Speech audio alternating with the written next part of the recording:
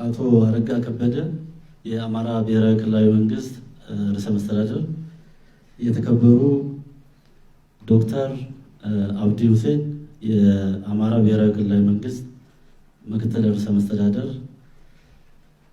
የተከበሩ ሳሊማ አብዲ የአፍሪካ ዩኒየን ምክትል ኮሚሽነር፣ የተከበሩ መሐመድ አብዲ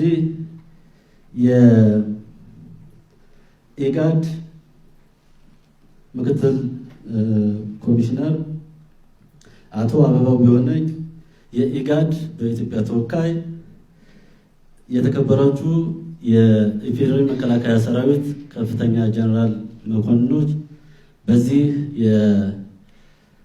የሰላም የፊርማ ስነ ስርዓት ላይ የተገኛችሁ ክቡራን እንግዶች፣ ክቡራንና ክቡራት፣ ከሁሉ በማስቀደም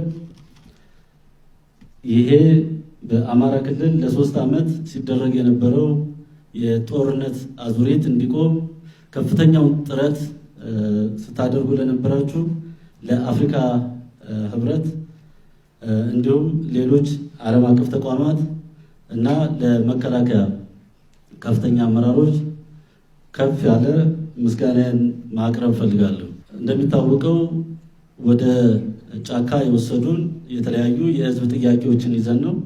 እነዚያ የህዝብ ጥያቄዎች የሚመለሱበትን እና ይህም በሂደት አሁን የሚመለሱ በአጭር ጊዜ፣ በመካከለኛ ጊዜና በረጅም ጊዜ የሚመለሱ ብለን በ3 ከፍለን ተወያይተን ተስማምተናል ማለት ነው። እንደሚታወቀው በጦርነት ተጀምሮ በጦርነት ያለቀ ታሪክ የለም። አፍተር ዋር there must be a peace process። ውጊያው ቢቀጥል ከዚህ በላይ ህዝባችን መሸከም አይችልም።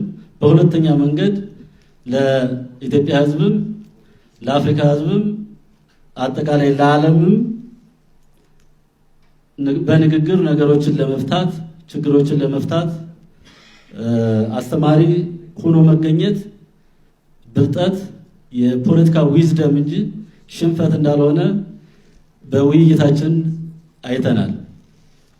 ስለዚህ ይሄ የተነጋገርንበትን እና የተፈራረምንበትን ወደ ትግበራ ሲገባ የተለያዩ መሰናክሎች ሊገጥሙ እንደሚችሉ በማሰብ ሁላችሁም የዓለም አቀፍ ተቋማትም የክልልና የፌዴራል መንግስትም ከጎናችን በመሆን በአማራ ክልል ያለውን አሁን የተጀመረውን የሰላም ሂደት እስከሚጠናቀቅ ድረስ እንደምትደግፉን ተስፋ አደርጋለሁ።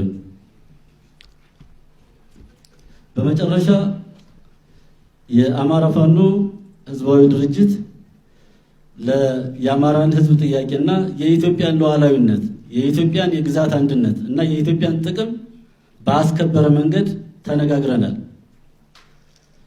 ኢትዮጵያ ሀገራችን እየተወራረሰ መጥቶ እኛ ኃላፊነት ላይ እኛ ትከሻ ላይ ወድቋል። ይህንን ኃላፊነት በአግባቡ መወጣትና የተለያዩ የተገንጣይና የሌላ የባዕድ ኢትዮጵያ እንድትበታተን ከሚፈልጉ ኃይሎች ጋር የሚደረግ ግንኙነት አጥፊነት እንጂ የህዝብ ጥያቄም እንዳልሆነና በዚያ መንገድም የህዝብ ጥያቄ መመለስ እንደማይችል ተረድተው በሌላ መንገድ ያሉ በተለያዩ የኢትዮጵያ አካባቢ ያሉ ትጥቅ አንስተው የሚንቀሳቀሱ ወገኖች ይህንን ፈለግ በመከተል ወደ ውይይት መጥተው በጠረጴዛ ዙሪያ ችግሮቻቸውን ተነጋግረው እንዲፈቱ ጥሪ እያቀረብኩ ለተደረገው ስምምነትና ንግግር እና ይህንን ፋሲሊቴት ላደረጋችሁ በሙሉ የከበረ ሰላምታዬን አቀርባለሁ። አመሰግናለሁ።